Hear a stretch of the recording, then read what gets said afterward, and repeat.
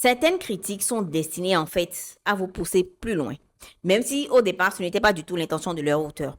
Avec un peu de recul et de sang-froid, il y a souvent quelque chose à en tirer. Je ne dis pas que c'est facile, je dis que c'est possible.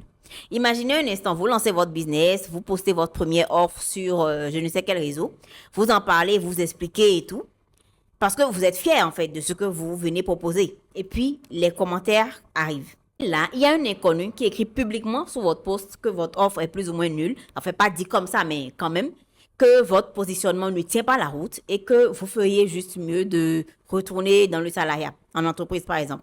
Vous êtes courroucé, vous fermez l'ordi, se prend pour qui, vous ruminez. Mais est-ce que ce type a tort sur tout? Pas est-ce qu'il a raison, pas est-ce qu'il a tort. Je demande, est-ce qu'il a tort sur tout? Et vous devriez aussi vous poser la question. Il y a peut-être effectivement quelque chose à modifier dans votre offre, dans votre positionnement.